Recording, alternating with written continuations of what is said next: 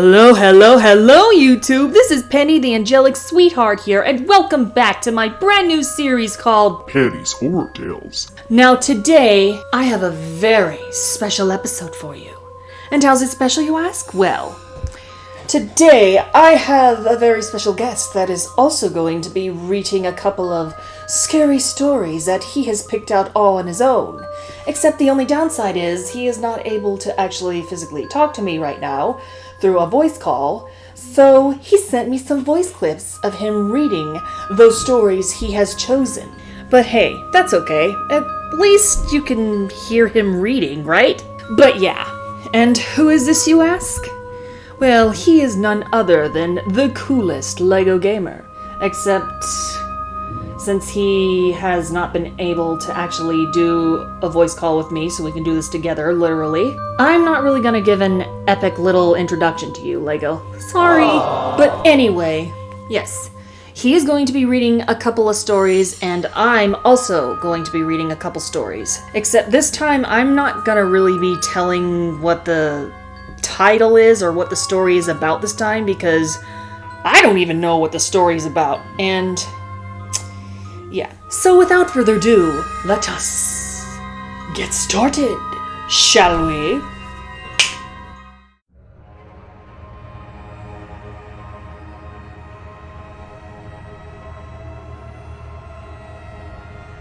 Do you ever get that nagging feeling that you've forgotten something? You know that feeling when you left something behind, but you can't remember what it was? It was just after 6 when I left the office and walked to the bus stop. As I stood there, waiting for the bus to arrive, I had a strange sense of unease. I felt as if I had left something important behind, but I couldn't think of what it was.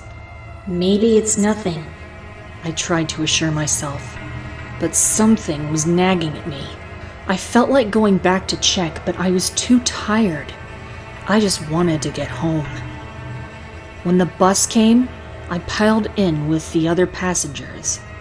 As usual, all the seats were taken. I clung to the handrail as the bus lurched back and forth. I bumped into the man behind me and said, "I'm sorry." But he just looked away, more and more. I felt that I had left something important at the office. The farther the bus carried me from the office, the more certain I became of it. I went over the day in my mind. I thought about my creepy boss staring at me all day. I thought about the other secretaries gossiping about how he had a crush on me. I thought about the letters he told me to post. Had I forgotten them? Of course not. I thought about the meetings I had to schedule. Had I scheduled them? Of course. I racked my brain for some clue as to what I had forgotten. I told myself that I would feel better when I got home, but the uneasy feeling wouldn't leave me. I got off the bus at my usual stop, but when I came to the lane that led to my house, I finally gave in. It's no use, I thought. This'll be nagging at me all night. I have to go back to the office and see what it was that I overlooked. As tired as I was, I made my way back to the bus stop, back to the office. I was just doing this to put my mind at ease. As I got off the bus, I heard the clock strike 7. I walked quickly up the side street to the office and I turned the key in the door. Quickly, I ran up the stairs. When I opened the door, I suddenly stopped in my tracks. To my horror, I recognized what it was I had left behind. It was me. My body was lying strangled on the floor.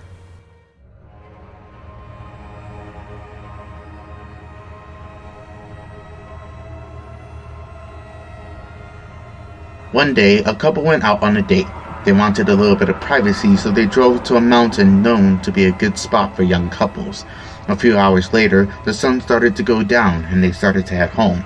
However, they made a wrong turn and found themselves on a road they weren't familiar with. It was already late though, so they continued down the narrow road until they found themselves in front of a tunnel. They definitely hadn't passed through it on the way in, and it was definitely creepy, but it was the only way they could go. They slowly drove into the tunnel. As soon as the darkness enveloped the car, something hit the rear window. Startled, the woman turned around to see what it was, but she didn't see anything. There weren't even any other cars behind them. As far as she could tell, they were completely alone in the tunnel. Her boyfriend began to speed up in an attempt to get out of the tunnel faster. It sounded as if dozens of things were striking the car from all directions. The man pressed his foot harder on the gas pedal. They both wanted to get somewhere with people as soon as possible. The tunnel ended after what seemed like an eternity, and shortly thereafter they found their way to a small gas station on the side of the road. The two got out of the car and felt relief as they stood under the bright lights. Just as they were getting ready to get back in the car, the woman noticed that there were handprints all over the windows. They were in all sizes. There were barely an inch of space on the glass that wasn't covered in handprints. Shaken, they asked the gas station worker to clean the windows for them. The two sat back down in the car and watched as the man quickly got to work on cleaning the windows. As he wiped and scrubbed, the two in the car felt cold fear creep up their spines. He continued scrubbing all the same, but when he finished all the windows, he cocked his head to the side and walked to the window and knocked slightly. "I'm sorry," he said, "but all these handprints are on the inside."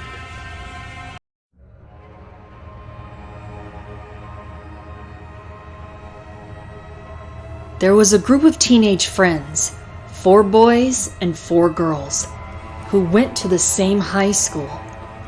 One night, they were having a small party in the house of one of the boys. It was after midnight, and the talk soon turned to scary stories. The friends wanted to test their courage by going to a haunted location. They thought it would be fun to scare themselves by exploring a creepy place in the dark. For years, they had heard stories about an old abandoned school that lay on the outskirts of town. Everyone said it was haunted. None of the teenagers actually believed in ghosts, but they wanted to scare themselves, and it seemed like the old abandoned school was the easiest place to explore. One of the girls had a car, so they drove out to the old school and parked outside the grounds. The 8 friends decided that they would explore the school in pairs. The plan was for each pair to walk around the school anti-clockwise. It would take about 10 minutes to circumnavigate the school. The first pair would start off. When they returned, they would tell the others what they had seen. Then it would be the turn of the second pair to walk around the school. The first pair, a boy and a girl, set off as the remaining 6 teenagers waited by the car. After a while, they began to grow impatient. It had been more than 20 minutes, and their friends still had not returned. After 30 minutes had passed since the first pair left, the others got tired of waiting. The next boy and girl decided to walk around the school and look for their friends. The others waited and waited, but the second pair failed to come back. The remaining teenagers couldn't understand what was happening. They began to wonder if their friends were playing a joke on them. It had been almost an hour since the first pair had left. The third boy and girl nervously set off to try and find their missing friends, but they never returned. The boy and girl who remained were very nervous. The girl began to cry, and the boy tried to comfort her. Eventually, the boy said, "I'm going to go look for the others. If I don't come back after 30 minutes, go straight to the police." After he left, the girl stood alone in the dark and the cold, weeping silently. She waited an hour, but nobody came back. So she got into the car, turned the keys in the ignition, and drove to the nearest police station. 4 police officers accompanied the girl back to the school, and as dawn began to break, they launched a search for the 7 missing teenagers. At first, they couldn't find any sign of them on the school grounds, but then they discovered that the side door of the old, disused school gym was standing open. The police went inside, but it was empty. There was an eerie silence in the air. It was when they looked inside the toilet in the gym. That's when they finally found the missing 7. They were all hanging from the ceiling by their necks. The police questioned the surviving girl, and she swore that she had been telling the truth. The 7 teenagers had gone to the abandoned school to test their courage. They had no reason to commit suicide. However, after spending weeks trying to solve the mystery, the police finally closed the case, saying they could not find any evidence that the teenagers had been murdered. In the end, the incident was explained away as a case of mass hysteria. The police claimed that the 7 teenagers must have been involved in some sort of suicide pact. To this day, nobody in that town will dare venture out to the old abandoned school after nightfall.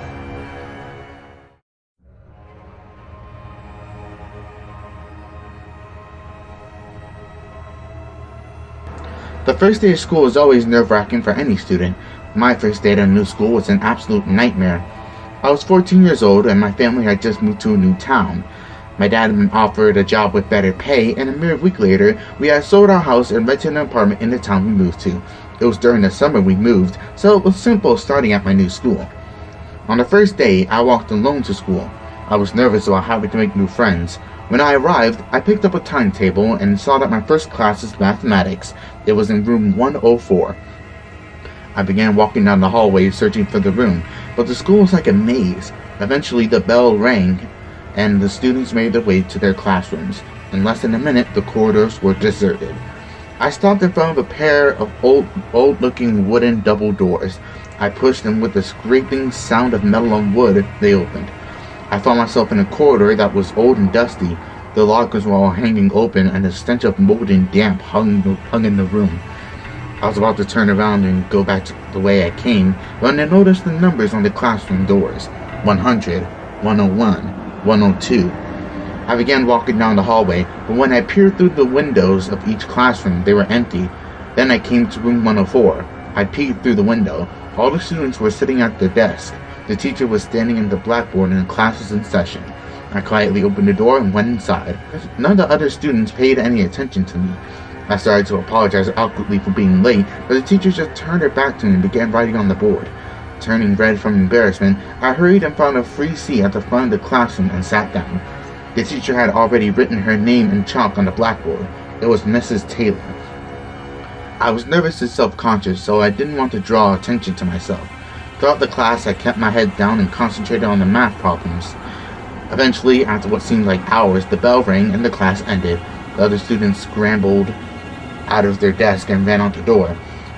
I looked at my watch and was shocked to see that it was already 3 p.m. The school day was over and I had only attended one class. I walked down the corridors trying to find the exit. All of a sudden, I hear someone calling my name and looked around. There was a teacher making his way towards me and he had a frown on his face. "You, yes you. You're the new boy, aren't you?" he said. Yes, I replied. "Where have you been?" he demanded. "I've been searching for you all day. Why didn't you go to your classes?" "But I was in class," I protested. "Which class?" he demanded. "Mrs. Taylor's class," I replied. "Room 104. The teacher's eyes grew wide and he flew into a rage. "I suppose you think you're pretty funny, don't you?" he shouted. "Well, you're not. It's no laughing matter. Now get out of my sight." I was very confused, and on the long walk home, I kept wondering what I said that got him so upset. As soon as I reached my house, I turned on my laptop and went online. I started searching for the name of the school and the teacher, Mrs. Taylor. What I found scared me to my very soul. There were old news articles about a terrible massacre that happened in the school 10 years ago. One morning, bright and early, a crazed gunman had simply walked into the school and started shooting. He stood at the doorway of the classroom and shot the teacher. Then he picked off the students one by one until every single person in the class was lying dead in a pool of blood. There were pictures of the classroom where the murders happened. I recognized it immediately. It was room 104. There were also photos of the victims. I recognized them too. Trembling with fear, I gazed at the smiling faces of Mrs. Taylor and all of the students I had been in class with. I felt sick to my stomach. My hands were shaking and a chill went through me. I spent all night trying to convince myself that it wasn't true. The next morning, I was too terrified to go back to school. I broke down and told my parents what happened. At first, they thought it was just nerves, but eventually, after I had refused to go to school for a whole week, they gave in and enrolled me in a different school. I managed to get on with my life and try my best to forget all about the incident. I almost succeeded. This morning, I received the letter in the mail. There was no stamp on the envelope and no return address. It had been hand-delivered. When I opened it and read the printed card inside, my hands started shaking again. It was an invitation to a class reunion, and it was signed from Mrs. Taylor. Well, there you guys go, and I hope you enjoyed this very special episode of my brand new series called Penny's Horror Tales. And I want to give a huge shout out and thanks to Lego Gamer for being here and for collabing with me on my series and picking a couple of very creepy stories to tell for this episode. Though we couldn't talk and you had to send some voice clips to me, I still want to thank you. This was awesome. And if you guys want to see some other collabs that we've done, I will leave a link to his channel in the description, and I will also leave his Twitter in the description below, so you can go follow him and subscribe to his channel. And if you all want more scary stories, let me know in the comments, and follow my Instagram, Twitter, Tumblr, and DeviantArt. I post on those things anytime I feel like it. And I will see you all next time. Stay spooky!